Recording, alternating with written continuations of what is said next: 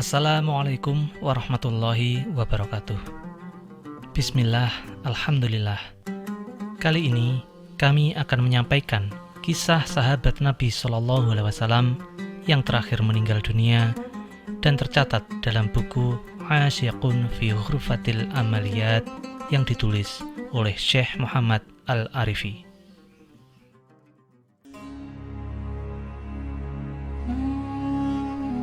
Abu Ibrahim bercerita, suatu ketika aku tersesat di padang pasir dan tidak bisa pulang. Di sana kutemukan sebuah kemah lusuh, dan setelah kuperhatikan, ternyata di dalamnya ada seseorang yang sudah tua, duduk di atas tanah dengan sangat tenang. Aku mendekat dan mengamatinya. Ternyata orang ini kedua tangannya buntung dan matanya buta. Kulihat bibirnya komat-kamit, dan kudengar ia mengucapkan kalimat yang terus ia ulang-ulangi. Segala puji bagi Allah yang melebihkanku di atas banyak manusia. Segala puji bagi Allah yang melebihkanku di atas banyak manusia. Demikianlah ia terus mengulangi kalimat tersebut.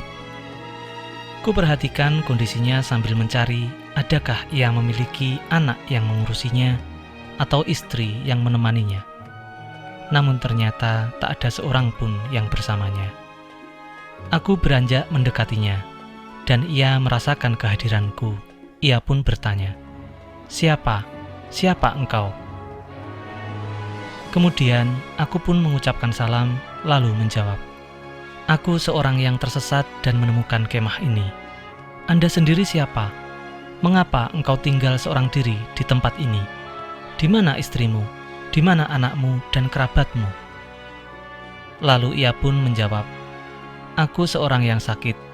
Semua orang meninggalkanku, dan kebanyakan keluargaku telah meninggal." Ia menjawab dengan tenang.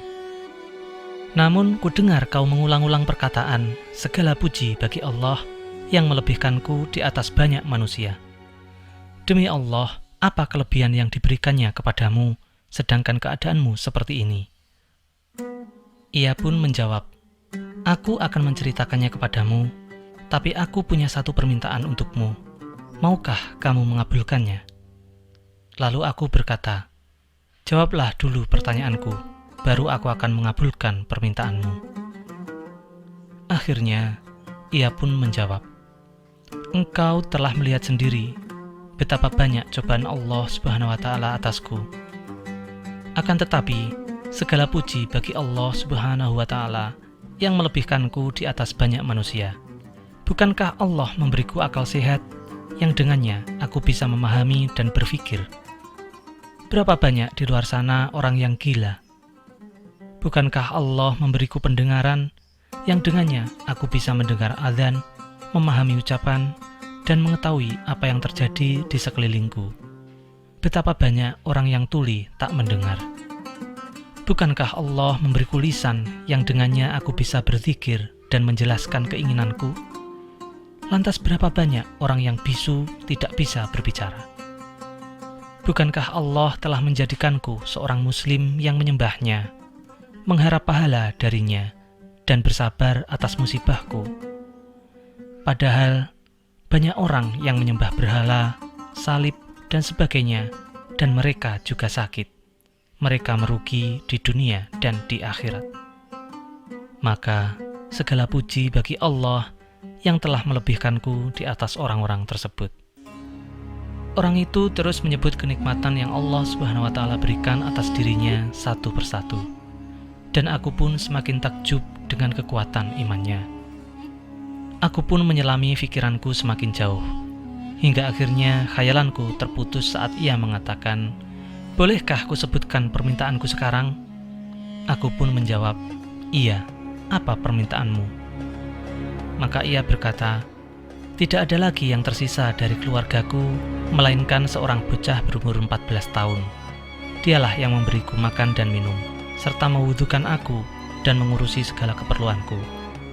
Sejak tadi malam, ia keluar mencari makanan untukku dan belum kembali hingga saat ini. Sementara engkau tahu keadaanku, aku tak bisa mencarinya."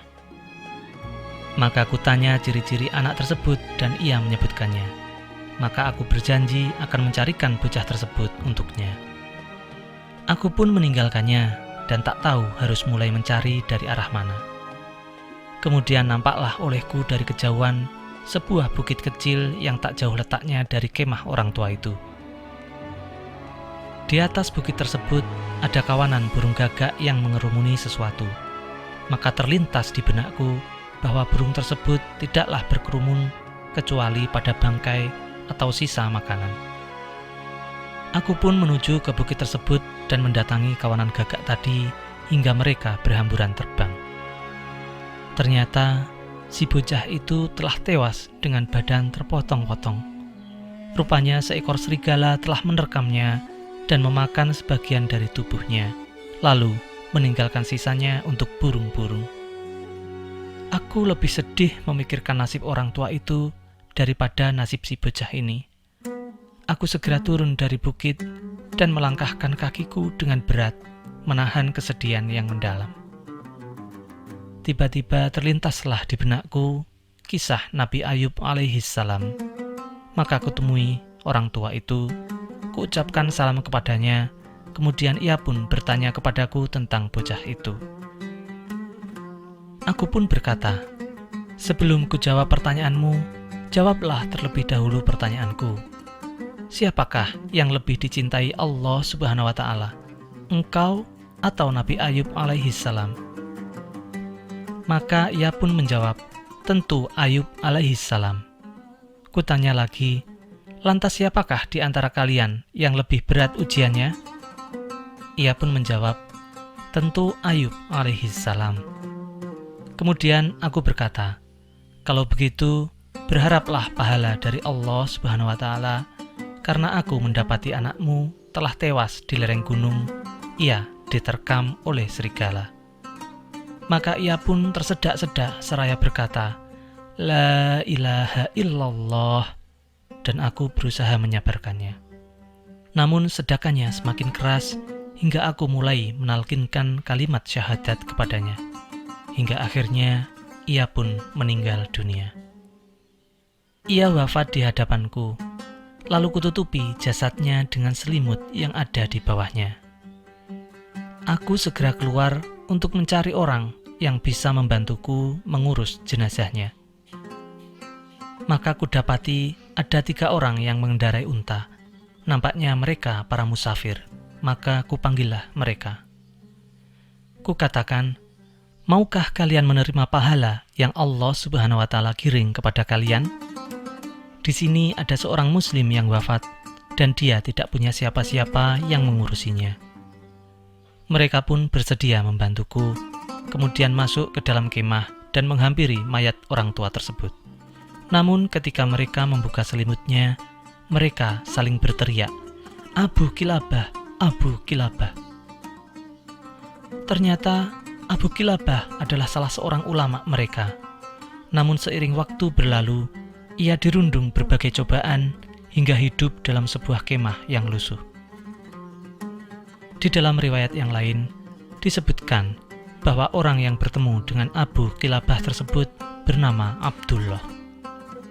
Kemudian juga disebutkan bahwasanya Abu Kilabah al-Jarmi adalah sahabat Rasulullah SAW yang terakhir meninggal dunia. Ia pernah dimintai oleh khalifah untuk menjadi seorang hakim. Namun ia menolak jabatan tersebut dan lebih memilih hidup menyendiri di tengah padang pasir daripada harus menerima amanah tersebut. Demikianlah kisah kesabaran dari seorang Abu Kilabah. Semoga menjadi inspirasi bagi kita.